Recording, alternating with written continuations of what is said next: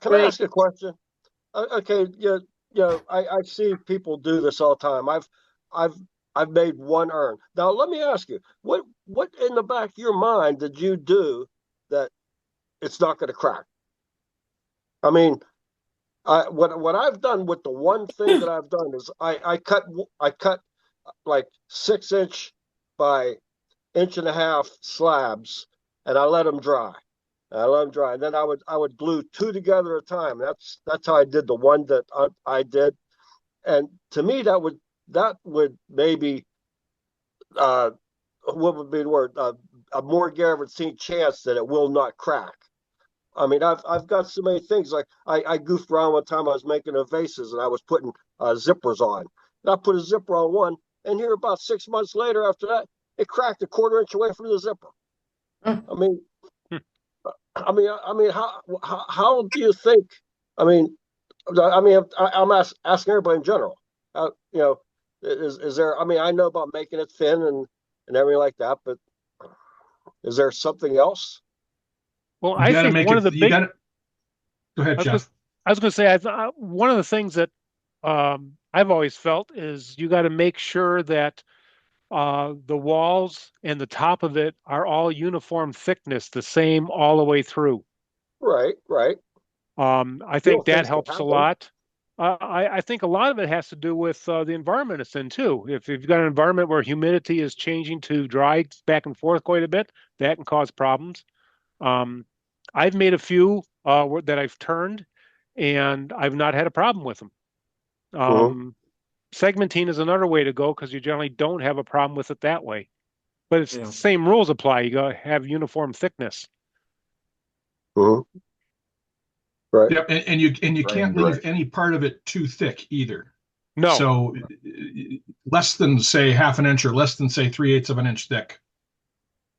right. And if you can retard the drying, make it dry slower, then you have a better chance. Like put it Right. in a paper bag or something, or put it in shavings or something. So Yeah, Yeah. I'm just saying, I mean, an urn to me is something, that's the last thing you would want to happen to it, you know? right. And so, No, oh, I that's your just, one piece you want to be pristine forever. you know, Yeah. Well, this. so I mean I've turned a lot of vases and vessels and hollow forms and stuff, and if you get it thin enough, if you get it less than half-inch thick and uniformly, including the bottom, even if the pith is right through the middle, I get less than 5% crack, and all my stuff is all outside mostly. It's out in my shop with access to the outside. So, you know, sometimes yeah, I've done the microwave drying too, but it is just, getting it uniformly thin is a big part of it. yeah. Well, that and then you have to think about, warping and a lot of stuff. I mean, Yeah, a lot of Well, things. again, uniform thinness, and if the pith is right through the middle, then your warping is going to be uniform. So, I mean, some woods warp more than others, of course. Like willow warps like crazy. So Hmm. yeah. That's the other thing too, is you can't control where it's going to, the environment it's going to be in. Right. And that's always in the back of my mind when I sell a vase or something like that. But I've not had any complaints on anything I've sold. I've not had a vase crack on me. So, but my rule of thumb is always a quarter-inch wall all the way through. Urn, I'll go a little bit thicker, just because of the fact that it's storing something. But yeah, I've never had a complaint or anything. yeah, Hello. they don't put your piece in the sun, either inside or Oh outside. yeah, yeah. I tell people that with any wooden piece that I've made of any kind. Yep. Um, Hello. the other Hello. thing Can too I is just talk like a with a bowl where you rough turn it and let it sit for a period of time. It would be the same for that. hello? Yep. Could I answer part of that? It could be the Sure. humidity that you have in the room that you're storing the vessel or whatever you're turned. The humidity has a lot to do with it. If it's too dry, it's going to crack. Yeah. Hmm. Good question. Something we all deal with. Yeah. Has anybody ever used uh, silica gel to dry wood? I don't Some know. of some of us have. I know people who have. I personally, in when I'm really cranking, I use a microwave oven. So I use silica fairly regularly. And what I do is I have a 5 gallon bucket with uh, indicating silica gel. I'll turn a piece usually to about 3/4 of an inch thickness.